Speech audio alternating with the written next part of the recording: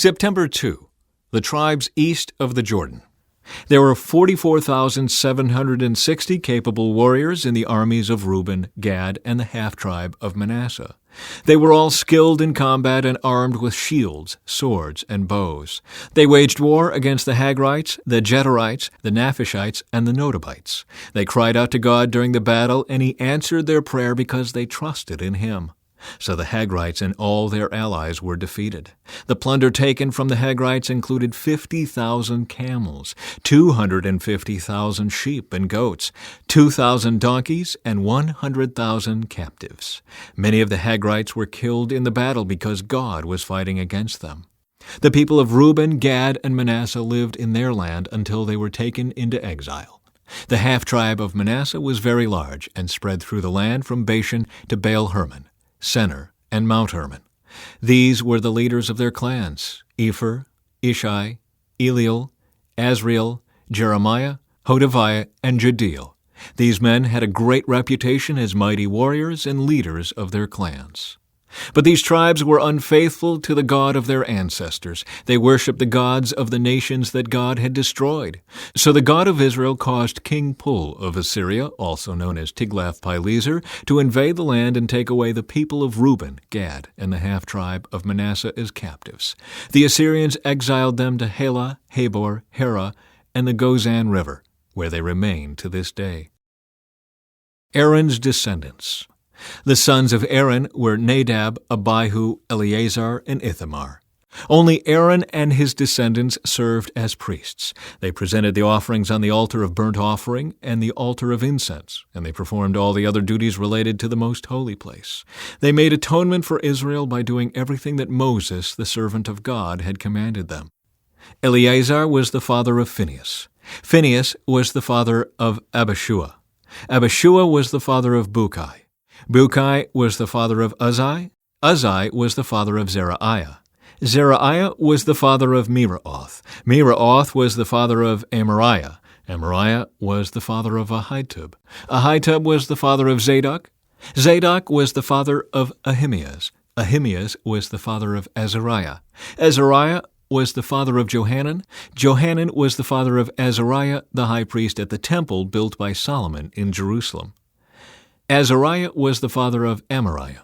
Amariah was the father of Ahitub. Ahitub was the father of Zadok. Zadok was the father of Shallum. Shallum was the father of Hilkiah. Hilkiah was the father of Azariah. Azariah was the father of Seraiah. Seraiah was the father of Jehozadak, who went into exile when the Lord sent the people of Judah and Jerusalem into captivity under Nebuchadnezzar. Descendants of Issachar. The four sons of Issachar were Tola, Puah, Jashub, and Shimron. The sons of Tola were Uzai, Rephaiah, Jeriel, Jemai, Ibsam, and Shemuel. Each of them was the leader of an ancestral clan. At the time of King David, the total number of mighty warriors listed in the records of these clans was 22,600. The son of Uzai was Izraiah. The sons of Izraiah were Michael, Obadiah, Joel, and Ishiah. These five became the leaders of clans. All of them had many wives and many sons, so the total number of men available for military service among their descendants was 36,000. The total number of mighty warriors from all the clans of the tribe of Issachar was 87,000. All of them were listed in their genealogical records. Descendants of Benjamin. Three of Benjamin's sons were Bela, Becher, and Jediael. The five sons of Bela were Esban, Uzai, Uzziel, Jeremoth, and Eri. Each of them was the leader of an ancestral clan. The total number of mighty warriors from these clans was 22,034, as listed in their genealogical records. The sons of Becher were Zemirah, Joash, Eliezer, Elioenai, Omri, Jeremoth, Abijah, Anathoth, and Alameth. Each of them was the leader of an ancestral clan. The total number of mighty warriors and leaders from these clans was 20,200, as listed in their genealogical records. The son of Jediael was Bilhan. The sons of Bilhan were Jeush, Benjamin, Ehud, Kenaanah, Zethan, Tarshish, and Ahashahar. Each of them was the leader of an ancestral clan. From these clans, the total number of mighty warriors ready for war was 17,200. The sons of were Shuppim and Huppim. Husham was the son of Aher. Descendants of Naphtali. The sons of Naphtali were Jaziel, Gunai, Jezer, and Shillem. They were all descendants of Jacob's concubine Bilhah. Descendants of Manasseh. The descendants of Manasseh through his Aramean concubine included Azriel. She also bore Machir, the father of Gilead. Machir found wives for Huppim and Shuppim. Machir had a sister named Maacah. One of his descendants was Zelophehad, who had only daughters. Machir's wife Maacah gave birth to a son whom she named Perish. His brother's name was Sherish. The sons of Perish were Ulam and Rakem. The son of Ulam was Bedan. All these were considered Gileadites, descendants of Machir, son of Manasseh. Machir's sister Hamoleketh gave birth to Ishhad, Abiezer, and Mala. The sons of Shemida were Ahian, Shechem, Lichai, and Aniam. Descendants of Ephraim. The descendants of Ephraim were Shuthelah, Berid, Tahath, Eladah, Tahath, Zabad, Shuthelah, Ezer, and Elad. These two were killed trying to steal livestock from the local farmers near Gath. Their father Ephraim mourned for them a long time, and his relatives came to comfort him. Afterward, Ephraim slept with his wife, and she became pregnant and gave birth to a son. Ephraim named him Beriah because of the tragedy his family had suffered. He had a daughter named Shirah. She built the towns of Lower and Upper Beth-horon and Uzan-Shirah. The descendants of Ephraim included Repha, Resheph, Tela, Tahan, Ladan, Ammihud, Elishama, Nun, and Joshua. The descendants of Ephraim lived in the territory that included Bethel and its surrounding towns to the south, Naaran to the east, Gezer and its villages to the west, and Shechem and its surrounding villages to the north as far as Aiah and its towns. Along the border of Manasseh were the towns of Bethshan, Taanach, Megiddo, Dor, and their surrounding villages. The descendants of Joseph, son of Israel, lived in these towns. Descendants of Asher. The sons of Asher were Imnah, Ishva, Ishvi, and Beriah. They had a sister named Sarah. The sons of Beriah were Heber and Malchiel, the father of Berzaeth. The sons of Heber were Japhlet, Shomer, and Hotham. They had a sister named Shua. The sons of Japhlet were Peshach, Bimhal, and Ashvath. The sons of Shomer were Ahi, Roga, Hubba, and Aram. The sons of his brother Helam were Zophah, Imnah, Shelish, and Amal. The sons of Zophah were Shua, Harnepher, Shual, Beri, Imrah, Bezer, Had, Shammah, Shilshah, Ithran, and Beerah. The sons of Jether were Jephunneh, Pispa, and Erah. The sons of Ulah were Arah, Haniel, and Rizia. Each of these descendants of Asher was the head of an ancestral clan. They were all select men, mighty warriors, and outstanding leaders. The total number of men available for military service was 26,000, as listed in their genealogical records. Descendants of Benjamin. Benjamin's first son was Bela, the second was Ashbel, the third was Ahara, the fourth was Noah, and the fifth was Rapha. The sons of Bela were Adar, Gera, Abihud, Abishua, Naaman, Ahoah, Gera, Shaphupan, and Huram. The sons of Ehud, leaders of the clans living at Geba, were exiled to Manahath. Ehud's sons were Naaman, Ahijah, and Gera. Gera, who led them into exile, was the father of Uzzah and Ahihud. After Shaharaim divorced his wives Husham and Beerah, he had children in the land of Moab. Hodesh, his new wife, gave birth to Jobab, Zibiah, Misha, Malcolm, Jeuz, Sakiah, and Mirmah. These sons all became the leaders of clans. Shaharaim's wife Husham had already given birth to Abitub and Elpaal. The sons of Elpaal were Eber, Mishham, Shemid, who built the towns of Ono and Lod and their nearby villages, Beriah, and Shema. They were the leaders of the clans living in Ajalon, and they drove out the inhabitants of Gath. Ahio, Sheshach, Jeremoth, Zebediah, Arid, Eder, Michael, Ishpa, and Joha were the sons of Beriah. Zebediah, Meshullam, Hizkai, Heber, Ishmerai, Isliah, and Jobab were the sons of Elpaal. Jachem, Zichri, Zabdi, Elianai, Zilithai, Eliel, Adiah, Beriah, and Shimrath were the sons of Shimei. Ishpan, Eber, Eliel, Abdon, Zikri, Hanan, Hananiah, Elam, Anthothijah, Iphdaiah, and Penuel were the sons of Shashak. Shamsherai, Shehariah, Athaliah, Jerushiah, Elijah, and Zikri were the sons of Jeroham. These were the leaders of the ancestral clans. They were listed in their genealogical records, and they all lived in Jerusalem. September 3. The family of Saul. The family of Saul. Jeiel, the father of Gibeon, lived in the town of Gibeon. His wife's name was Maacah, and his oldest son was named Abdon. Jeiel's other sons were Zur, Kish, Baal, Ner, Nadab, Gedor, Ahio, Zechariah, and Mikloth, who was the father of Shimeon. All these families lived near each other in Jerusalem. Ner was the father of Kish. Kish was the father of Saul. Saul was the father of Jonathan, Malchishua, Abinadab, and Eshbaal. Jonathan was the father of Merib-Baal.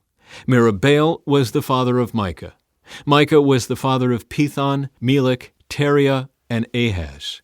Ahaz was the father of Jada. Jada was the father of Elameth, Asmaveth, and Zimri. Zimri was the father of Moza. Moza was the father of Bineah. Bineah was the father of Rephaiah. Rephaiah was the father of Eliasah. Eliasah was the father of Azel.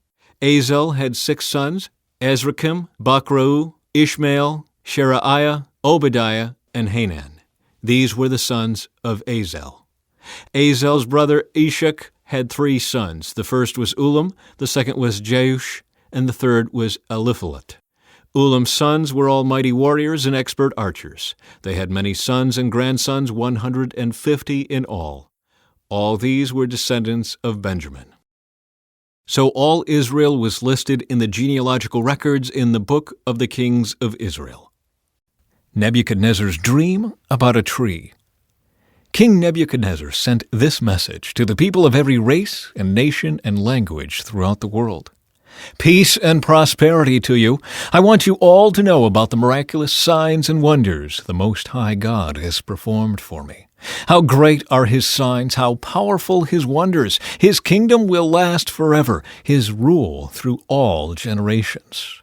I, Nebuchadnezzar, was living in my palace in comfort and prosperity. But one night I had a dream that frightened me. I saw visions that terrified me as I lay in my bed.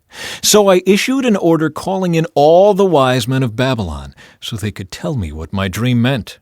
When all the magicians, enchanters, astrologers, and fortune-tellers came in, I told them the dream, but they could not tell me what it meant. At last Daniel came in before me, and I told him the dream. He was named Belteshazzar after my God, and the spirit of the holy gods is in him. I said to him, Belteshazzar, chief of the magicians, I know that the spirit of the holy gods is in you, and that no mystery is too great for you to solve. Now tell me what my dream means.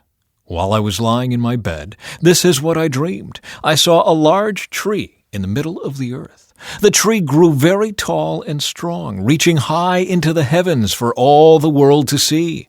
It had fresh green leaves, and it was loaded with fruit for all to eat. Wild animals lived in its shade, and birds nested in its branches. All the world was fed from this tree. Then, as I lay there dreaming, I saw a messenger, a holy one, coming down from heaven. The messenger shouted, "Cut down the tree and lop off its branches. Shake off its leaves and scatter its fruit. Chase the wild animals from its shade and the birds from its branches. But leave the stump and the roots in the ground, bound with a band of iron and bronze and surrounded by tender grass. Now let him be drenched with the dew of heaven, and let him live with the wild animals among the plants of the field. For 7 periods of time let him have the mind of a wild animal, instead of the mind of a human. For this has been decreed by the messengers, it is commanded by the holy ones, so that everyone may know that the Most High rules over the kingdoms of the world. He gives them to anyone he chooses, even to the lowliest of people. Belteshazzar, that was the dream that I, King Nebuchadnezzar, had. Now tell me what it means, for none of the wise men of my kingdom can do so. But you can tell me because the spirit of the holy gods is in you." Daniel explains the dream. Upon hearing this, Daniel, also known as Belteshazzar, was overcome for a time, frightened by the meaning of the dream. Then the king said to him, "Belteshazzar, don't be alarmed by the dream and what it means." Belteshazzar replied, "I wish the events foreshadowed in this dream would happen to your enemies, my lord, and not to you. The tree you saw was growing very tall and strong, reaching high into the heavens for all the world to see. It had fresh green leaves and was loaded with fruit for all to eat. Wild animals lived in its shade, and birds nested in its branches. That tree, your majesty, is you. For you have grown strong and great. Your greatness reaches up to heaven, and your rule to the ends of the earth." Then you saw a messenger, a holy one, coming down from heaven, and saying, "Cut down the tree and destroy it, but leave the stump and the roots in the ground, bound with a band of iron and bronze, and surrounded by tender grass. Let him be drenched with the dew of heaven. Let him live with the animals of the field for 7 periods of time." This is what the dream means, your majesty, and what the Most High has declared will happen to my lord the king. You will be driven from human society, and you will live in the fields with the wild animals. You will eat grass like a cow, and you will be drenched with the dew of heaven. 7 periods of time will pass while you live this way, until you learn that the Most High rules over the kingdoms of the world and gives them to anyone he chooses. But the stump and roots of the tree were left in the ground. This means that you will receive your kingdom back again when you have learned that heaven rules. King Nebuchadnezzar, please accept my advice. Stop sinning and do what is right. Break from your wicked past and be merciful to the poor. Perhaps then you will continue to prosper. The dream's fulfillment. But all these things did happen to King Nebuchadnezzar. 12 months later, he was taking a walk on the flat roof of the royal palace in Babylon. As he looked out across the city, he said, "Look at this great city of Babylon. By my own mighty power, I have built this beautiful city as my royal residence to display my majestic splendor." While these words were still in his mouth, a voice called down from heaven, "O King Nebuchadnezzar, this message is for you. You are no longer ruler of this kingdom. You will be driven from human society. You will live in the fields with the wild animals, and you will eat grass like a cow. 7 periods of time will pass while you live this way, until you learn that the Most High rules over the kingdoms of the world and gives them to anyone he chooses." That same hour, the judgment was fulfilled, and Nebuchadnezzar was driven from human society. He ate grass like a cow, and he was drenched with the dew of heaven. He lived this way until his hair was as long as eagle's feathers, and his nails were like birds' claws. Nebuchadnezzar praises God. After this time had passed, I, Nebuchadnezzar, looked up to heaven. My sanity returned, and I praised and worshipped the Most High, and honored the One who lives forever. His rule is everlasting, and his kingdom is eternal. All the people of the earth are nothing compared to him. He does as he pleases among the angels of heaven and among the people of the earth. No one can stop him or say to him, "What do you mean by doing these things?" When my sanity returned to me, so did my honor and glory and kingdom. My advisers and nobles sought me out, and I was restored as head of my kingdom, with even greater honor than before. Now I, Nebuchadnezzar, praise and glorify and honor the King of heaven. All his acts are just and true, and he is able to humble the proud. The new temple area. On April 28, during the 25th year of our captivity, 14 years after the fall of Jerusalem, the Lord took hold of me. In a vision from God, he took me to the land of Israel and set me down on a very high mountain. From there I could see toward the south what appeared to be a city. As he brought me nearer, I saw a man whose face shone like bronze, standing beside a gateway entrance. He was holding in his hand a linen measuring cord and a measuring rod. He said to me, "Son of man, watch and listen. Pay close attention to everything I show you.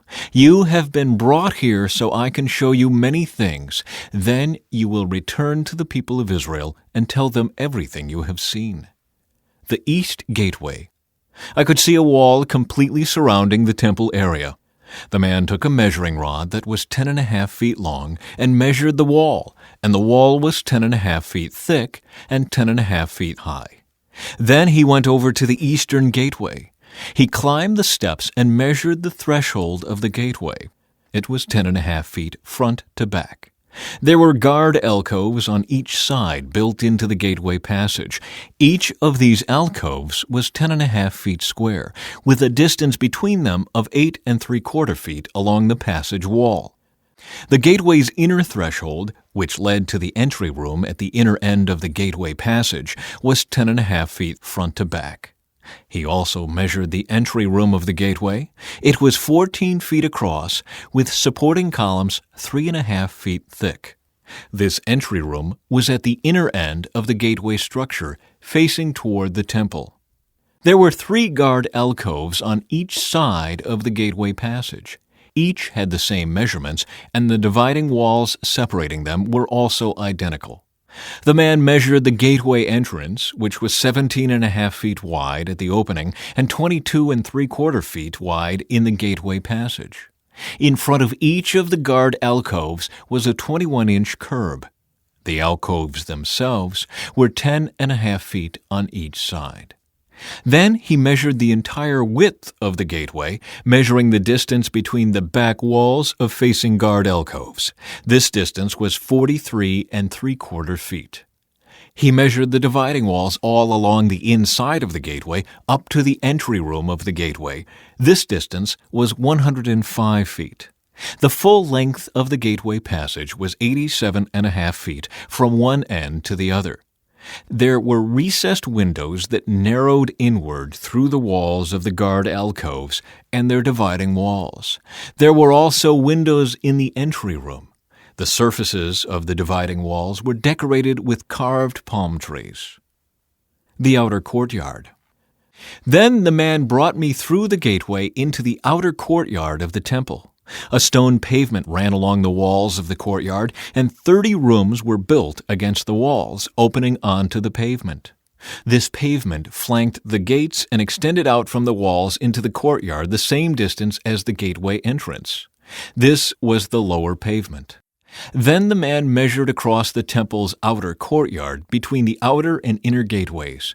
The distance was 175 feet. The north gateway. The man measured the gateway on the north, just like the one on the east. Here, too, there were 3 guard alcoves on each side, with dividing walls and an entry room. All the measurements matched those of the east gateway. The gateway passage was 87.5 feet long and 43 3/4 feet wide between the back walls of facing guard alcoves. The windows, the entry room, and the palm tree decorations were identical to those in the east gateway. There were 7 steps leading up to the gateway entrance, and the entry room was at the inner end of the gateway passage. Here on the north side, just as on the east, there was another gateway leading to the temple's inner courtyard directly opposite this outer gateway. The distance between the 2 gateways was 175 feet. The south gateway. Then the man took me around to the south gateway and measured its various parts, and they were exactly the same as in the others. It had windows along the walls as the others did, and there was an entry room where the gateway passage opened into the outer courtyard. And like the others, the gateway passage was 87.5 feet long and 43 3/4 feet wide between the back walls of facing guard alcoves.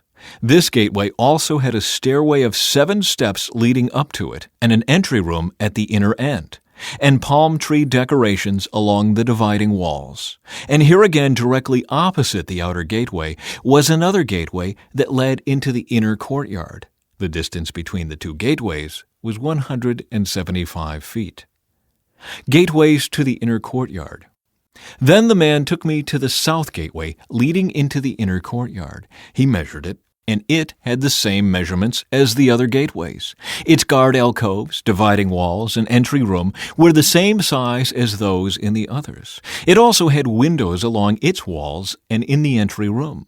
And like the others, the gateway passage was 87.5 feet long and 43 3/4 feet wide. The entry rooms of the gateways leading into the inner courtyard were 14 feet across and 43 3/4 feet wide. The entry room to the south gateway faced into the outer courtyard. It had palm tree decorations on its columns, and there were 8 steps leading to its entrance. Then he took me to the east gateway leading to the inner courtyard. He measured it, and it had the same measurements as the other gateways. Its guard alcoves, dividing walls, and entry room were the same size as those of the others. And there were windows along the walls and in the entry room. The gateway passage measured 87.5 feet long and 43 3/4 feet wide. Its entry room faced into the outer courtyard. It had palm tree decorations on its columns, and there were 8 steps leading to its entrance. Then he took me around to the north gateway leading to the inner courtyard. He measured it, and it had the same measurements as the other gateways. The guard alcoves, dividing walls, and entry room of this gateway had the same measurements as in the others and the same window arrangements. The gateway passage measured 87.5 feet long and 43 3/4 feet wide. Its entry room faced into the outer courtyard, and it had palm tree decorations on the columns. There were 8 steps leading to its entrance. September 4. Rooms for preparing sacrifices. A door led from the entry room of one of the inner gateways into a side room where the meat for sacrifices was washed.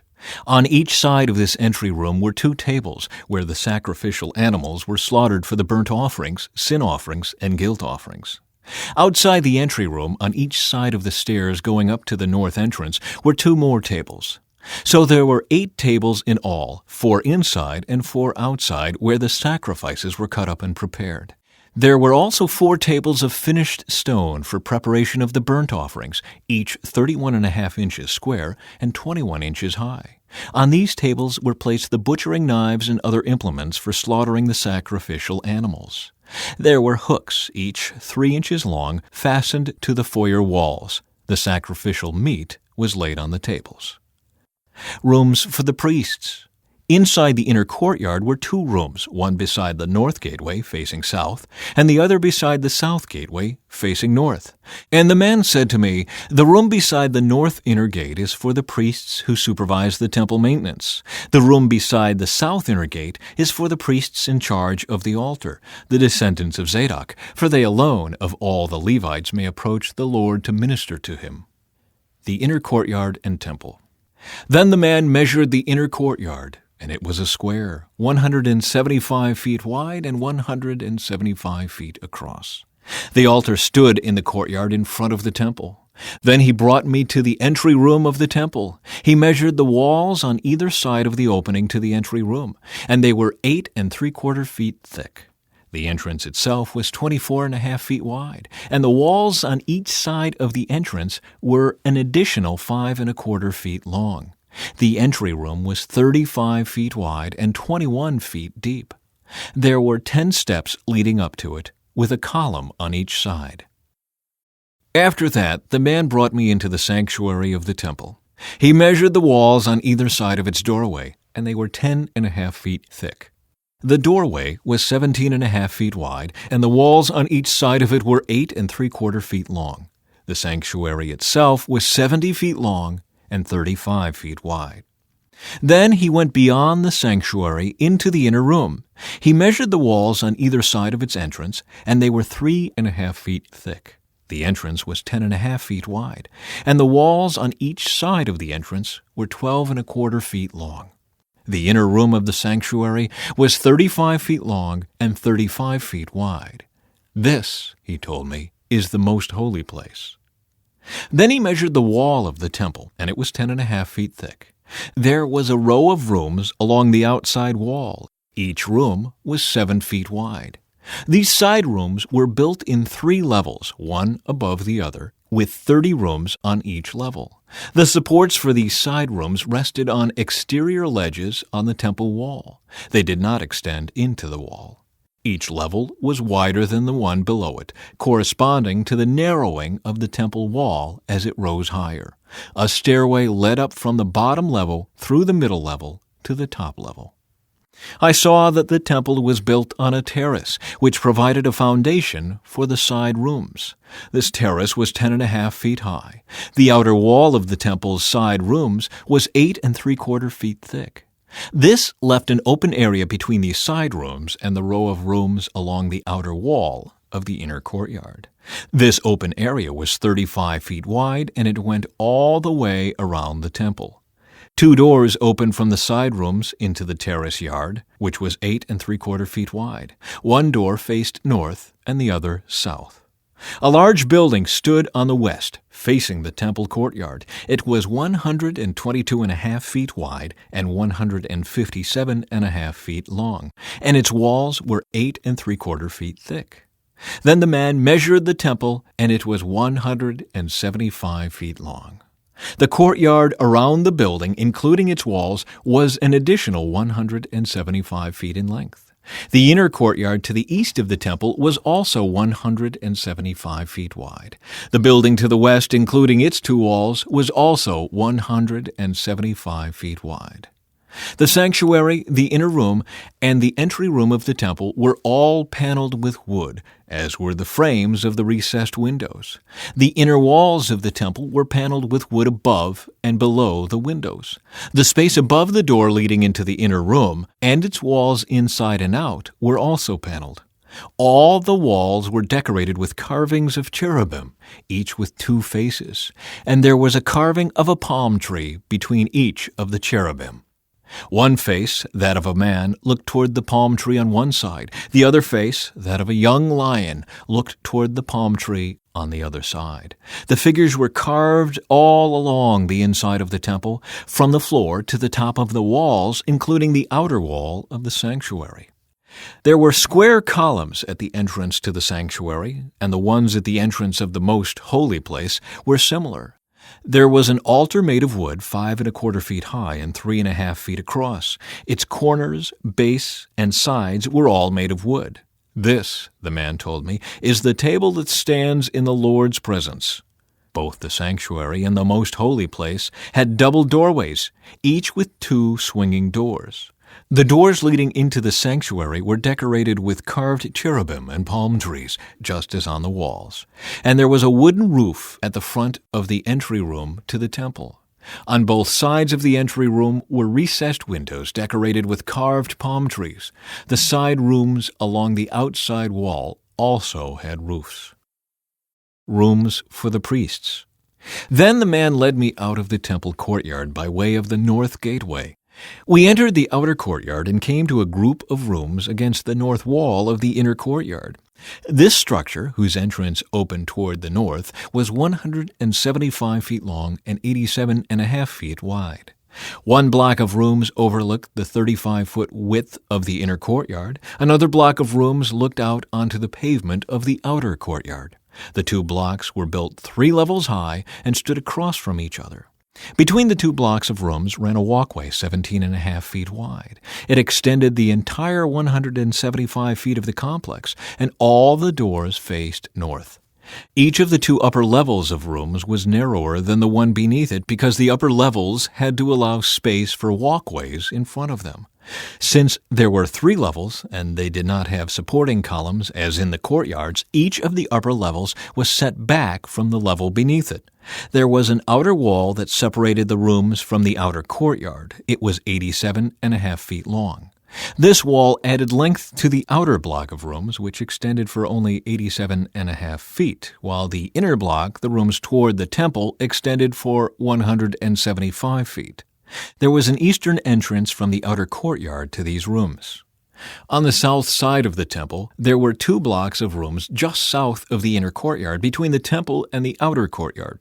These rooms were arranged just like the rooms on the north. There was a walkway between the 2 blocks of rooms just like the complex on the north side of the temple. This complex of rooms was the same length and width as the other one, and it had the same entrances and doors. The dimensions of each were identical. So there was an entrance in the wall facing the doors of the inner block of rooms, and another on the east at the end of the interior walkway. Then the man told me, "These rooms that overlook the temple from the north and south are holy. Here the priests who offer sacrifices to the Lord will eat the most holy offerings. And because these rooms are holy, they will be used to store the sacred offerings, the grain offerings, sin offerings, and guilt offerings. When the priests leave the sanctuary, they must not go directly to the outer courtyard. They must first take off the clothes they wore while ministering, because these clothes are holy. They must put on other clothes before entering the parts of the building complex open to the public. When the man had finished measuring the inside of the temple area, he led me out through the east gateway to measure the entire perimeter. He measured the east side with his measuring rod, and it was 875 feet long. Then he measured the north side, and it was also 875 feet. The south side was also 875 feet, and the west side was also 875 feet. So the area was 875 feet on each side, with a wall all around it to separate what was holy from what was common. The Lord's glory returns. After this, the man brought me back around to the east gateway. Suddenly, the glory of the God of Israel appeared from the east. The sound of his coming was like the roar of rushing waters, and the whole landscape shone with his glory. This vision was just like the others I had seen, first by the Kebar River, and then when he came to destroy Jerusalem. I fell face down on the ground, and the glory of the Lord came into the temple through the east gateway. Then the Spirit took me up and brought me into the inner courtyard, and the glory of the Lord filled the temple. And I heard someone speaking to me from within the temple, while the man who had been measuring stood beside me. The Lord said to me, "Son of man, this is the place of my throne, and the place where I will rest my feet. I will live here forever among the people of Israel. They and their kings will not defile my holy name any longer by their adulterous worship of other gods, or by honoring the relics of their kings who have died. They put their idol altars right next to mine, with only a wall between them and me. They defiled my holy name by such detestable sin, so I consumed them in my anger. Now let them stop worshiping other gods and honoring the relics of their kings, and I will live among them forever. Son of man, describe to the people of Israel the temple I have shown you, so they will be ashamed of all their sins. Let them study its plan, and they will be ashamed of what they have done. Describe to them all the specifications of the temple, including its entrances and exits, and everything else about it. Tell them about its decrees and laws. Write down all these specifications and decrees as they watch, so they will be sure to remember and follow them. And this is the basic law of the temple: absolute holiness. The entire top of the mountain where the temple is built is holy. Yes, this is the basic law of the temple. The altar. These are the measurements of the altar.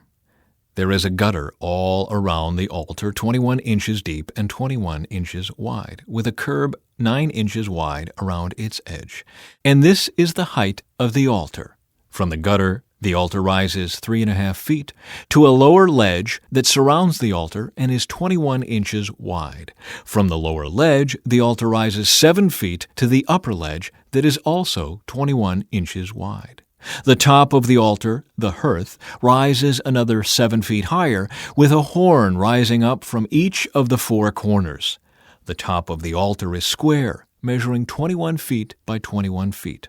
The upper ledge also forms a square, measuring 24.5 feet by 24.5 feet, with a 21-inch gutter and a 10.5-inch curb all around the edge.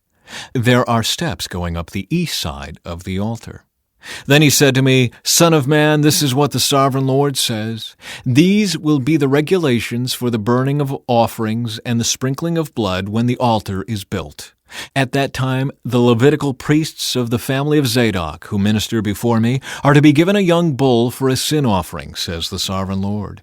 Ye will take some of its blood and smear it on the 4 horns of the altar, the 4 corners of the upper ledge, and the curb that runs around that ledge. This will cleanse and make atonement for the altar. Then take the young bull for the sin offering and burn it at the appointed place outside the temple area. On the 2nd day, sacrifice as a sin offering a young male goat that has no physical defects. Then cleanse and make atonement for the altar again, just as you did with the young bull.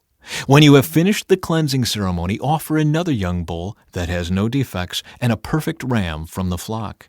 You are to present them to the Lord, and the priests are to sprinkle salt on them and offer them as a burnt offering to the Lord. Every day for 7 days a male goat, a young bull, and a ram from the flock will be sacrificed as a sin offering. None of these animals may have physical defects of any kind. Do this each day for 7 days to cleanse and make atonement for the altar, thus setting it apart for holy use. On the 8th day and on each day afterward, the priests will sacrifice on the altar the burnt offerings and peace offerings of the people. Then I will accept you. I, the Sovereign Lord, have spoken. September 5. The Prince, Levites, and Priests. Then the man brought me back to the east gateway in the outer wall of the temple area, but it was closed. And the Lord said to me, "This gate must remain closed. It will never again be opened. No one will ever open it and pass through, for the Lord, the God of Israel, has entered here. Therefore it must always remain shut.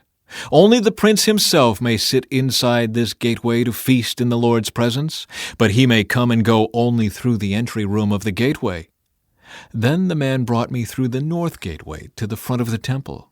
I looked and saw that the glory of the Lord filled the temple of the Lord, and I fell face down on the ground.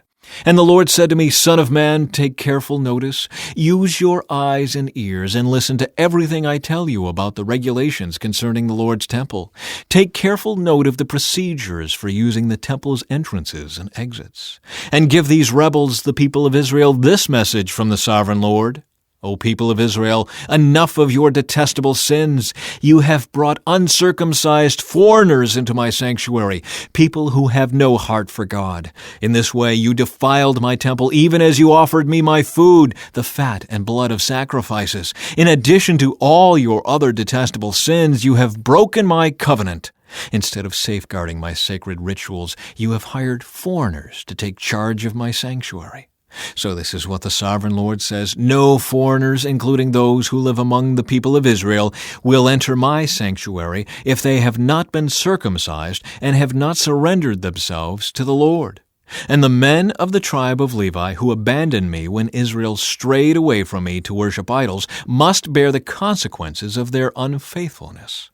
They may still be temple guards and gatekeepers, and they may slaughter the animals brought for burnt offerings and be present to help the people. But they encouraged my people to worship idols, causing Israel to fall into deep sin. So I have taken a solemn oath that they must bear the consequences for their sins, says the Sovereign Lord. They may not approach me to minister as priests. They may not touch any of my holy things or the holy offerings, for they must bear the shame of all the detestable sins they have committed. They are to serve as the temple caretakers, taking charge of the maintenance work and performing general duties. However, the Levitical priests of the family of Zadok continued to minister faithfully in the temple when Israel abandoned me for idols. These men will serve as my ministers. They will stand in my presence and offer the fat and blood of the sacrifices, says the Sovereign Lord. They alone will enter my sanctuary and approach my table to serve me. They will fulfill all my requirements. When they enter the gateway to the inner courtyard, they must wear only linen clothing. They must wear no wool while on duty in the inner courtyard or in the temple itself. They must wear linen turbans and linen undergarments. They must not wear anything that would cause them to perspire. When they return to the outer courtyard where the people are, they must take off the clothes they wear while ministering to me. They must leave them in the sacred rooms and put on other clothes, so they do not endanger anyone by transmitting holiness to them through this clothing. They must neither shave their heads nor let their hair grow too long. Instead, they must trim it regularly. The priests must not drink wine before entering the inner courtyard. They may choose their wives only from among the virgins of Israel or the widows of the priests. They may not marry other widows or divorced women. They will teach my people the difference between what is holy and what is common, what is ceremonially clean and unclean. They will serve as judges to resolve any disagreements among my people. Their decisions must be based on my regulations, and the priests themselves must obey my instructions and decrees at all the sacred festivals, and see to it that the Sabbaths are set apart as holy days. A priest must not defile himself by being in the presence of a dead person, unless it is his father, mother, child, brother, or unmarried sister. In such cases, it is permitted. Even then, he can return to his temple duties only after being ceremonially cleansed and then waiting for 7 days. The first day he returns to work and enters the inner courtyard and sanctuary, he must offer a sin offering for himself, says the Sovereign Lord. The priests will not have any property or possession of land, for I alone am their special possession. Their food will come from the gifts and sacrifices brought to the temple by the people, the grain offerings, the sin offerings, and the guilt offerings. Whatever anyone sets apart for the Lord will belong to the priests. The first of the ripe fruits and all the gifts brought to the Lord will go to the priests. The first samples of each grain harvest and the first of your flour must also be given to the priests, so the Lord will bless your homes. The priests may not eat meat from any bird or animal that dies a natural death or that dies after being attacked by another animal. Division of the land. When you divide the land among the tribes of Israel, you must set aside a section for the Lord as His holy portion. This piece of land will be 8 1/3 miles long and 6 2/3 miles wide. The entire area will be holy. A section of this land measuring 875 feet by 875 feet will be set aside for the temple. An additional strip of land 87.5 feet wide is to be left empty all around it. Within the larger sacred area, measure out a portion of land 8 1/3 miles long and 3 1/3 miles wide. Within it, the sanctuary of the most holy place will be located. This area will be holy, set aside for the priests who minister to the Lord in the sanctuary. They will use it for their homes, and my temple will be located within it. The strip of sacred land next to it, also 8 1/3 miles long and 3 1/3 miles wide, will be a living area for the Levites who work at the temple. It will be their possession and a place for their towns. Adjacent to the larger sacred area will be a section of land 8 1/3 miles long and 1 2/3 miles wide. This will be set aside for a city where anyone in Israel can live. 2 special sections of land will be set apart for the prince. One section will share a border with the east side of the sacred lands and city, and the second section will share a border on the west side. Then the far eastern and western borders of the prince's lands will line up with the eastern and western boundaries of the tribal areas. These sections of land will be the prince's allotment. Rules for the prince. Then my princes will no longer oppress and rob my people. They will assign the rest of the land to the people, giving an allotment to each tribe. For this is what the Sovereign Lord says, "Enough, you princes of Israel. Stop your violence and oppression and do what is just and right. Quit robbing and cheating my people out of their land. Stop expelling them from their homes," says the Sovereign Lord. "Use only honest weights and scales and honest measures, both dry and liquid. The homer will be your standard unit for measuring volume. The ephah and the bath will each measure 1/10 of a homer. The standard unit for weight will be the silver shekel. 1 shekel will consist of 20 gerahs, and 60 shekels will be equal to 1 minnah. Special offerings and celebrations. You must give this tax to the prince, 1 bushel of wheat or barley for every 60 you harvest, 1% of your olive oil, and 1 sheep or goat for every 200 in your flocks in Israel. These will be the grain offerings, burnt offerings, and peace offerings that will make atonement for the people who bring them, says the Sovereign Lord. All the people of Israel must join in bringing these offerings to the prince. The prince will be required to provide offerings that are given at the religious festivals, the new moon celebrations, the Sabbath days, and all other similar occasions. He will provide the sin offerings, burnt offerings, grain offerings, liquid offerings, and peace offerings to purify the people of Israel, making them right with the Lord. This is what the Sovereign Lord says. In early spring, on the first day of each new year, sacrifice a young bull with no defects to purify the temple. The priest will take blood from this sin offering and put it on the doorposts of the temple, the four corners of the upper ledge of the altar, and the gateposts at the entrance to the inner courtyard. Do this also on the seventh day of the new year for anyone who has sinned through error or ignorance. In this way, you will purify the temple. On the 14th day of the first month, you must celebrate the Passover. This festival will last for 7 days. The bread you eat during that time must be made without yeast. On the day of Passover, the prince will provide a young bull as a sin offering for himself and the people of Israel. On each of the 7 days of the feast, he will prepare a burnt offering to the Lord, consisting of 7 young bulls and 7 rams without defects. A male goat will also be given each day for a sin offering. The prince will provide a basket of flour as a grain offering and a gallon of olive oil with each young bull and ram. During the 7 days of the Festival of Shelters, which occurs every year in early autumn, the prince will provide these same sacrifices for the sin offering, the burnt offering, and the grain offering, along with the required olive oil. This is what the Sovereign Lord says. The east gateway of the inner courtyard will be closed during the 6 workdays each week. But it will be open on Sabbath days and the days of new moon celebrations. The prince will enter the entry room of the gateway from the outside. Then he will stand by the gatepost while the priest offers his burnt offering and peace offering. He will bow down in worship inside the gateway passage and then go back out the way he came. The gateway will not be closed until evening. The common people will bow down and worship the Lord in front of this gateway on Sabbath days and the days of new moon celebrations. Each Sabbath day, the prince will present to the Lord a burnt offering of 6 lambs and 1 ram, all with no defects. He will present a grain offering of a basket of choice flour to go with the ram, and whatever amount of flour he chooses to go with each lamb, and he is to offer 1 gallon of olive oil for each basket of flour. At the new moon celebrations, he will bring 1 young bull, 6 lambs, and 1 ram, all with no defects.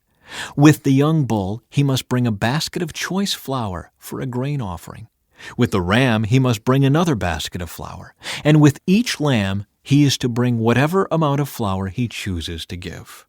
With each basket of flour, he must offer 1 gallon of olive oil.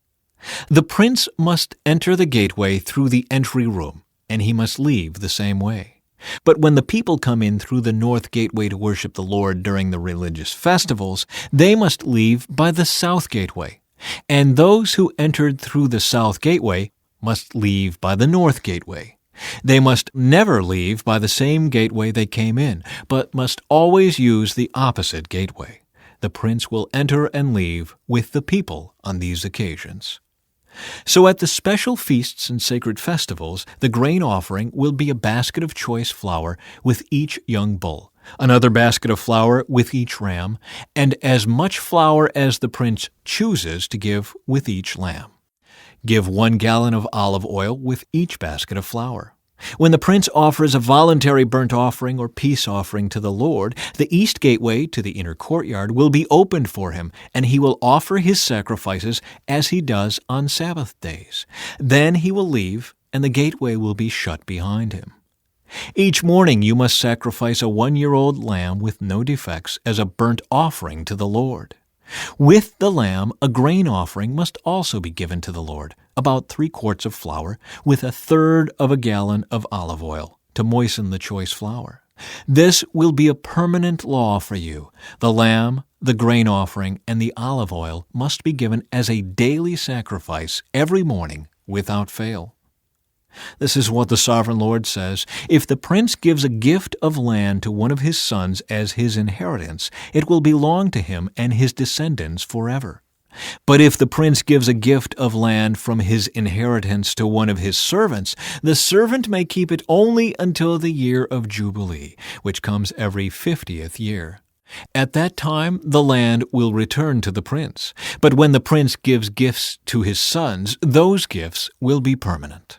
and the prince may never take anyone's property by force. If he gives property to his sons, it must be from his own land. For I do not want any of my people unjustly evicted from their property. The temple kitchens. In my vision, the man brought me through the entrance beside the gateway and led me to the sacred rooms assigned to the priests, which faced toward the north. He showed me a place at the extreme west end of these rooms. He explained, "This is where the priests will cook the meat from the guilt offerings and sin offerings and bake the flour from the grain offerings into bread. They will do it here to avoid carrying the sacrifices through the outer courtyard and endangering the people by transmitting holiness to them." Then he brought me back to the outer courtyard and led me to each of its 4 corners. In each corner I saw an enclosure. Each of these enclosures was 70 feet long and 52.5 feet wide, surrounded by walls. Along the inside of these walls was a ledge of stone with fireplaces under the ledge all the way around. The man said to me, "These are the kitchens to be used by the temple assistants to boil the sacrifices offered by the people." September 6. The River of Healing. In my vision, the man brought me back to the entrance of the temple. There I saw a stream flowing east from beneath the door of the temple and passing to the right of the altar on its south side. The man brought me outside the wall through the north gateway and led me around to the eastern entrance. There I could see the water flowing out through the south side of the east gateway. Measuring as he went, he took me along the stream for 1,750 feet and then led me across. The water was up to my ankles. He measured off another 1,750 feet and led me across again. This time, the water was up to my knees. After another 1,750 feet, it was up to my waist. Then he measured another 1,750 feet, and the river was too deep to walk across. It was deep enough to swim in, but too deep to walk through. He asked me, "Have you been watching, Son of Man?" Then he led me back along the riverbank. When I returned, I was surprised by the sight of many trees growing on both sides of the river. Then he said to me, "This river flows east through the desert into the valley of the Dead Sea. The waters of this stream will make the salty waters of the Dead Sea fresh and pure. There will be swarms of living things wherever the water of this river flows. Fish will abound in the Dead Sea, for its waters will become fresh. Life will flourish wherever this water flows. Fishermen will stand along the shores of the Dead Sea, all the way from En-Gedi to En-Eglaim. The shores will be covered with nets drying in the sun. Fish of every kind will fill the Dead Sea, just as they fill the Mediterranean. But the marshes and swamps will not be purified. They will still be salty. Fruit trees of all kinds will grow along both sides of the river. The leaves of these trees will never turn brown and fall, and there will always be fruit on their branches. There will be a new crop every month, for they are watered by the river flowing from the temple. The fruit will be for food, and the leaves for healing." Boundaries for the land. This is what the Sovereign Lord says: "Divide the land in this way for the 12 tribes of Israel. The descendants of Joseph will be given 2 shares of land. Otherwise, each tribe will receive an equal share. I took a solemn oath and swore that I would give this land to your ancestors, and it will now come to you as your possession." These are the boundaries of the land. The northern border will run from the Mediterranean toward Hethlon, then on through Lebo-Hamath to Zedad. Then it will run to Berothah and Sibrim, which are on the border between Damascus and Hamath, and finally to Hazer-Hadakon on the border of Haran. So the northern border will run from the Mediterranean to Hazar-Enan on the border between Hamath to the north and Damascus to the south. The eastern border starts at a point between Haran and Damascus and runs south along the Jordan River between Israel and Gilead, past the Dead Sea, and as far south as Tamar. This will be the eastern border. The southern border will go west from Tamar to the waters of Meribah at Kadesh, and then follow the course of the brook of Egypt to the Mediterranean. This will be the southern border.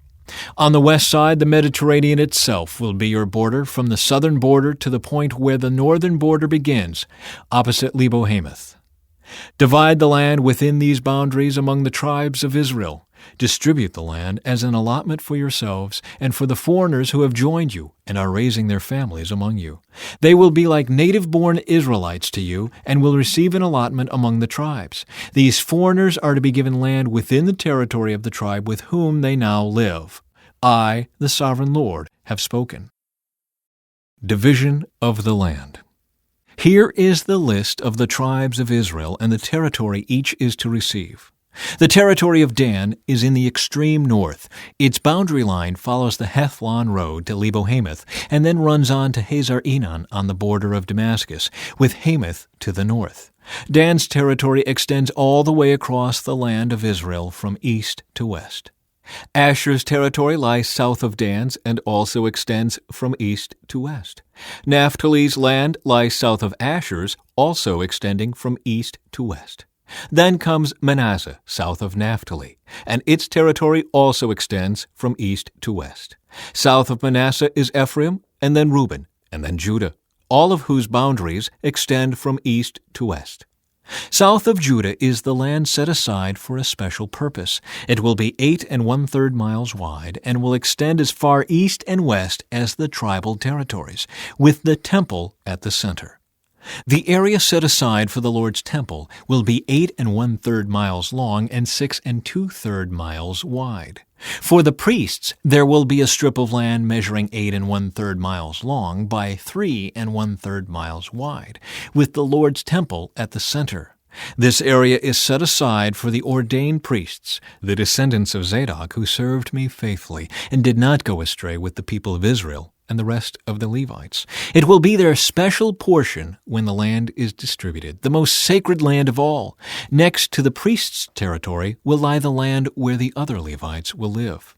The land allotted to the Levites will be the same size and shape as that belonging to the priests, 8 1/3 miles long and 3 1/3 miles wide. Together these portions of land will measure 8 1/3 miles long by 6 2/3 miles wide. None of this special land may ever be sold or traded or used by others, for it belongs to the Lord. It is set apart as holy. An additional strip of land 8 1/3 miles long by 1 2/3 miles wide, south of the sacred temple area, will be allotted for public use, homes, pasture lands, and common lands, with a city at the center. The city will measure 1.5 miles on each side, north, south, east, and west.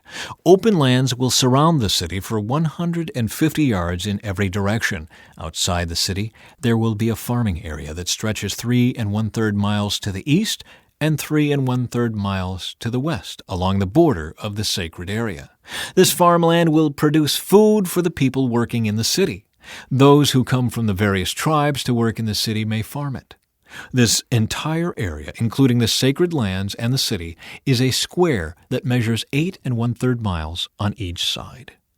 The areas that remain to the east and to the west of the sacred lands and the city will belong to the prince. Each of these areas will be 8 1/3 miles wide, extending in opposite directions to the eastern and western borders of Israel, with the sacred lands and the sanctuary of the temple in the center.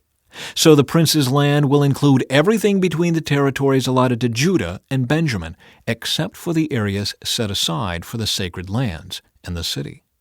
These are the territories allotted to the rest of the tribes. Benjamin's territory lies just south of the prince's lands, and it extends across the entire land of Israel from east to west. South of Benjamin's territory lies that of Simeon, also extending across the land from east to west. Next is the territory of Issachar, with the same eastern and western boundaries. Then comes the territory of Zebulun, which also extends across the land from east to west. The territory of Gad is just south of Zebulun, with the same borders to the east and west. The southern border of Gad runs from Tamar to the waters of Meribah at Kadesh, and then follows the brook of Egypt to the Mediterranean. These are the allotments that will be set aside for each tribe's exclusive possession. I, the sovereign Lord, have spoken. The gates of the city. These will be the exits to the city. On the north wall, which is 1.5 miles long, there will be 3 gates, each one named after a tribe of Israel. The first will be named for Reuben, the second for Judah, and the third for Levi. On the east wall, also 1.5 miles long, the gates will be named for Joseph, Benjamin, and Dan. The south wall, also 1.5 miles long, will have gates named for Simeon, Issachar, and Zebulun. And on the west wall, also 1.5 miles long, the gates will be named for Gad, Asher, and Naphtali. The distance around the entire city will be 6 miles, and from that day the name of the city will be "The Lord is there." Nebuchadnezzar to conquer Egypt. On April 26, the first day of the new year, during the 27th year of King Jehoiachin's captivity, this message came to me from the Lord. Son of man, the army of King Nebuchadnezzar of Babylon fought so hard against Tyre that the warriors' heads were rubbed bare and their shoulders were raw and blistered. Yet Nebuchadnezzar and his army won no plunder to compensate them for all their work. Therefore, this is what the sovereign Lord says: I will give the land of Egypt to Nebuchadnezzar, king of Babylon. He will carry off its wealth, plundering everything it has, so he can pay his army. Yes, I have given him the land of Egypt as a reward for his work, says the sovereign Lord, because he was working for me when he destroyed Tyre. And the day will come when I will cause the ancient glory of Israel to revive, and then, Ezekiel, your words will be respected. Then they will know that I am the Lord. A sad day for Egypt. This is another message that came to me from the Lord. Son of man, prophesy and give this message from the sovereign Lord. Weep and wail for that day, for the terrible day is almost here, the day of the Lord. It is a day of clouds and gloom, a day of despair for the nations. A sword will come against Egypt, and those who are slaughtered will cover the ground. Its wealth will be carried away, and its foundations destroyed. The land of Ethiopia will be ravished. Ethiopia, Libya, Lydia, all Arabia, and all their other allies will be destroyed in that war. For this is what the Lord says: all of Egypt's allies will fall, and the pride of her power will end. From Migdol to Aswan, they will be slaughtered by the sword, says the sovereign Lord. Egypt will be desolate, surrounded by desolate nations, and its cities will be in ruins, surrounded by other ruined cities. And the people of Egypt will know that I am the Lord when I have set Egypt on fire and destroyed all their allies. At that time I will send swift messengers in ships to terrify the complacent Ethiopians. Great panic will come upon them on that day of Egypt's certain destruction. Watch for it. It is sure to come. For this is what the sovereign Lord says: by the power of King Nebuchadnezzar of Babylon, I will destroy the hordes of Egypt. He and his armies, the most ruthless of all, will be sent to demolish the land. They will make war against Egypt until slaughtered Egyptians cover the ground. I will dry up the Nile River and sell the land to wicked men. I will destroy the land of Egypt and everything in it by the hands of foreigners. I, the Lord, have spoken. This is what the sovereign Lord says: I will smash the idols of Egypt and the images at Memphis. There will be no rulers left in Egypt. Terror will sweep the land. I will destroy southern Egypt, set fire to Zoan, and bring judgment against Thebes. I will pour out my fury on Pelusium, the strongest fortress of Egypt, and I will stamp out the hordes of Thebes. Yes, I will set fire to all Egypt. Pelusium will be racked with pain. Thebes will be torn apart. Memphis will live in constant terror. The young men of Heliopolis and Bubastis will die in battle, and the women will be taken away as slaves. When I come to break the proud strength of Egypt, it will be a dark day for Tahpanhes too. A dark cloud will cover Tahpanhes, and its daughters will be led away as captives. And so I will greatly punish Egypt, and they will know that I am the Lord. Hope for Israel's royal line. In the 37th year of the exile of King Jehoiachin of Judah, evil Merodach ascended to the Babylonian throne. He was kind to Jehoiachin and released him from prison on April 2 of that year. He spoke kindly to Jehoiachin and gave him a higher place than all the other exiled kings in Babylon. He supplied Jehoiachin with new clothes to replace his prison garb, and allowed him to dine in the king's presence for the rest of his life. So the Babylonian king gave him a regular food allowance as long as he lived. From Jeremiah. In the 37th year of the exile of King Jehoiachin of Judah, Evil-Merodach ascended to the Babylonian throne. He was kind to Jehoiachin and released him from prison on March 31 of that year. He spoke kindly to Jehoiachin and gave him a higher place than all the other exiled kings in Babylon. He supplied Jehoiachin with new clothes to replace his prison garb and allowed him to dine in the king's presence for the rest of his life. So the Babylonian king gave him a regular food allowance as long as he lived. This continued until the day of his death.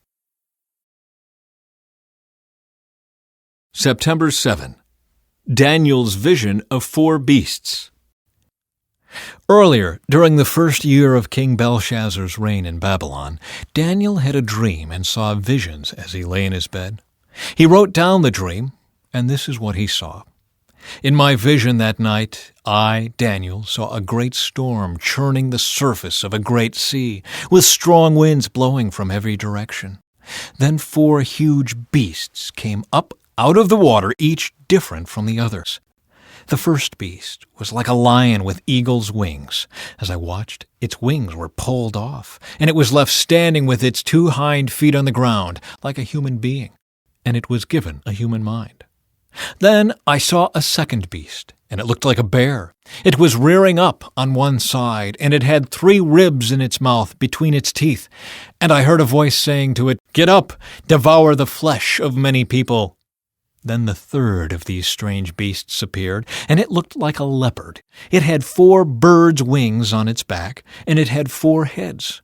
Great authority was given to this beast. Then, in my vision that night, I saw a 4th beast, terrifying, dreadful, and very strong. It devoured and crushed its victims with huge iron teeth and trampled their remains beneath its feet. It was different from any of the other beasts, and it had 10 horns. As I was looking at the horns, suddenly another small horn appeared among them. 3 of the first horns were torn out by the roots to make room for it. This little horn had eyes like human eyes and a mouth that was boasting arrogantly. I watched as thrones were put in place, and the Ancient One sat down to judge. His clothing was as white as snow, his hair like purest wool. He sat on a fiery throne with wheels of blazing fire, and a river of fire was pouring out, flowing from his presence. Millions of angels ministered to him. Many millions stood to attend him. Then the court began its session, and the books were opened. I continued to watch because I could hear the little horn's boastful speech. I kept watching until the 4th beast was killed and its body was destroyed by fire. The other 3 beasts had their authority taken from them, but they were allowed to live a while longer.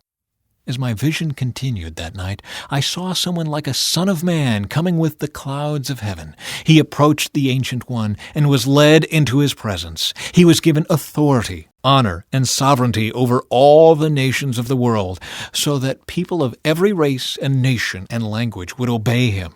His rule is eternal. It will never end. His kingdom will never be destroyed. The vision is explained. I, Daniel, was troubled by all I had seen, and my visions terrified me.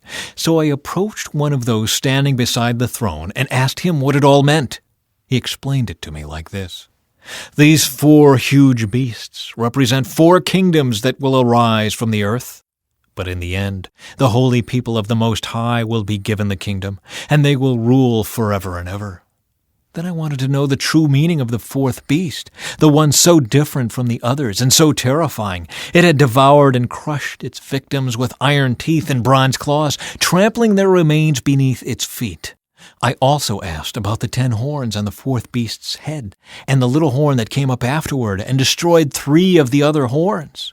This horn had seemed greater than the others, and it had human eyes and a mouth that was boasting arrogantly. As I watched, this horn was waging war against God's holy people and was defeating them until the Ancient One, the Most High, came and judged in favor of his holy people. Then the time arrived for the holy people to take over the kingdom. Then he said to me, "This fourth beast is the fourth world power that will rule the earth. It will be different from all the others. It will devour the whole world, trampling and crushing everything in its path. Its 10 horns are 10 kings who will rule that empire. Then another king will arise, different from the other 10, who will subdue 3 of them. He will defy the Most High and oppress the holy people of the Most High. He will try to change their sacred festivals and laws, and they will be placed under his control for a time, times, and half a time. But then the court will pass judgment, and all his power will be taken away and completely destroyed. Then the sovereignty, power, and greatness of all the kingdoms under heaven will be given to the holy people of the Most High. His kingdom will last forever, and all rulers will serve and obey him. That was the end of the vision. I, Daniel, was terrified by my thoughts, and my face was pale with fear, but I kept these things to myself. Daniel's vision of a ram and goat. During the 3rd year of King Belshazzar's reign, I, Daniel, saw another vision, following the one that had already appeared to me. In this vision, I was at the fortress of Susa, in the province of Elam, standing beside the Ule River. As I looked up, I saw a ram with 2 long horns standing beside the river. One of the horns was longer than the other, even though it had grown later than the other one. The ram butted everything out of his way to the west, to the north, and to the south, and no one could stand against him or help his victims. He did as he pleased and became very great. While I was watching, suddenly a male goat appeared from the west, crossing the land so swiftly that he didn't even touch the ground. This goat, which had one very large horn between its eyes, headed toward the 2-horned ram that I had seen standing beside the river, rushing at him in a rage. The goat charged furiously at the ram and struck him, breaking off both his horns. Now the ram was helpless, and the goat knocked him down and trampled him. No one could rescue the ram from the goat's power. The goat became very powerful, but at the height of his power, his large horn was broken off. In the large horn's place grew 4 prominent horns pointing in the 4 directions of the earth. Then from one of the prominent horns came a small horn whose power grew very great. It extended toward the south and the east and toward the glorious land of Israel. Its power reached to the heavens, where it attacked the heavenly army, throwing some of the heavenly beings and some of the stars to the ground and trampling them. It even challenged the commander of heaven's army by canceling the daily sacrifices offered to him and by destroying his temple. The army of heaven was restrained from responding to this rebellion. So the daily sacrifice was halted, and truth was overthrown. The horn succeeded in everything it did. Then I heard 2 holy ones talking to each other.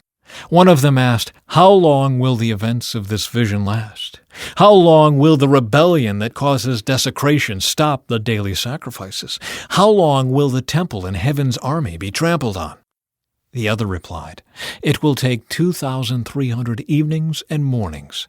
Then the temple will be made right again." Gabriel explains the vision. As I, Daniel, was trying to understand the meaning of this vision, someone who looked like a man stood in front of me, and I heard a human voice calling out from the Ule River, "Gabriel, tell this man the meaning of his vision." As Gabriel approached the place where I was standing, I became so terrified that I fell with my face to the ground. "Son of man," he said, "you must understand that the events you have seen in your vision relate to the time of the end." While he was speaking, I fainted and lay there with my face to the ground. But Gabriel roused me with a touch and helped me to my feet. Then he said, "I am here to tell you what will happen later in the time of wrath. What you have seen pertains to the very end of time. The 2-horned ram represents the kings of Media and Persia. The shaggy male goat represents the king of Greece. And the large horn between his eyes represents the first king of the Greek Empire.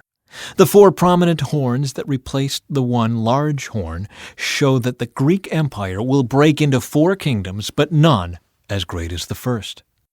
At the end of their rule, when their sin is at its height, a fierce king, a master of intrigue, will rise to power. He will become very strong, but not by his own power.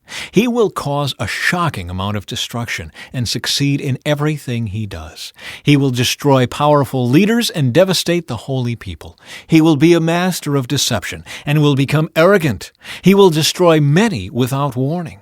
He will even take on the prince of princes in battle, but he will be broken, though not by human power.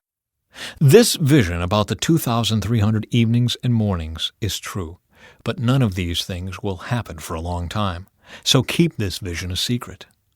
Then I, Daniel, was overcome and lay sick for several days. Afterward, I got up and performed my duties for the king, but I was greatly troubled by the vision and could not understand it. The writing on the wall. Many years later, King Belshazzar gave a great feast for 1,000 of his nobles, and he drank wine with them. While Belshazzar was drinking the wine, he gave orders to bring in the gold and silver cups that his predecessor Nebuchadnezzar had taken from the temple in Jerusalem. He wanted to drink from them with his nobles, his wives, and his concubines. So they brought these gold cups taken from the temple, the house of God in Jerusalem, and the king and his nobles, his wives, and his concubines drank from them. While they drank from them, they praised their idols, made of gold, silver, bronze, iron, wood, and stone. Suddenly they saw the fingers of a human hand writing on the plaster wall of the king's palace near the lampstand. The king himself saw the hand as it wrote, and his face turned pale with fright. His knees knocked together in fear, and his legs gave way beneath him. The king shouted for the enchanters, astrologers, and fortune-tellers to be brought before him. He said to these wise men of Babylon, "Whoever can read this writing and tell me what it means will be dressed in purple robes of royal honor and will have a gold chain placed around his neck. He will become the third highest ruler in the kingdom." But when all the king's wise men had come in, none of them could read the writing or tell him what it meant. So the king grew even more alarmed, and his face turned pale. His nobles, too, were shaken. But when the queen mother heard what was happening, she hurried to the banquet hall. She said to Belshazzar, "Long live the king!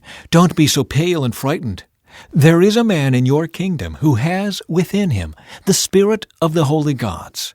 During Nebuchadnezzar's reign, this man was found to have insight, understanding, and wisdom like that of the gods. Your predecessor, the king, your predecessor, King Nebuchadnezzar, made him chief over all the magicians, enchanters, astrologers, and fortune-tellers of Babylon.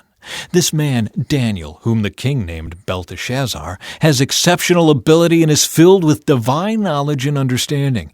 He can interpret dreams, explain riddles, and solve difficult problems.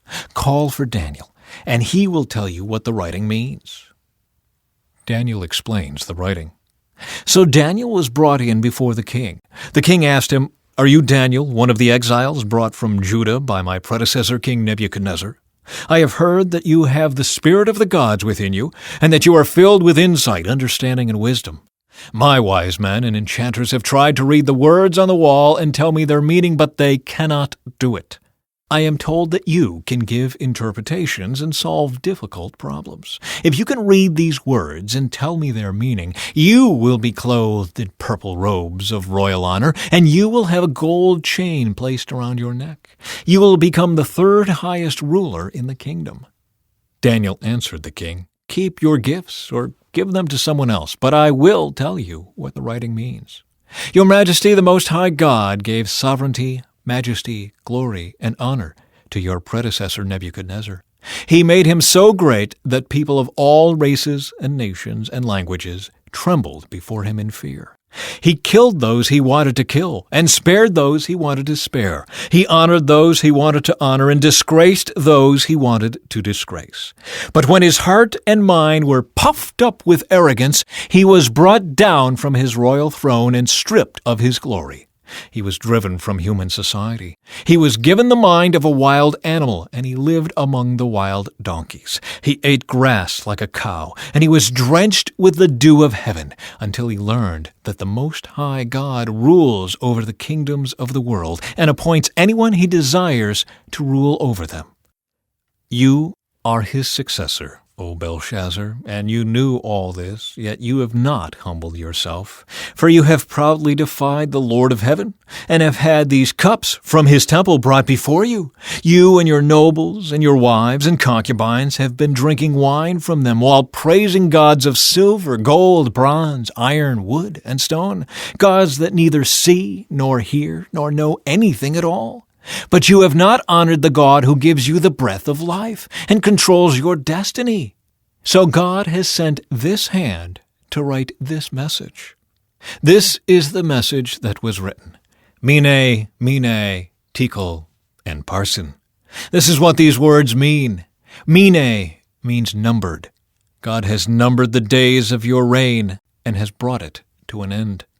Tekel means weighed. You have been weighed on the balances and have not measured up. Parsin means divided. Your kingdom has been divided and given to the Medes and Persians. Then, at Belshazzar's command, Daniel was dressed in purple robes. A gold chain was hung around his neck, and he was proclaimed the third highest ruler in the kingdom. That very night, Belshazzar, the Babylonian king, was killed. And Darius the Mede took over the kingdom at the age of 62.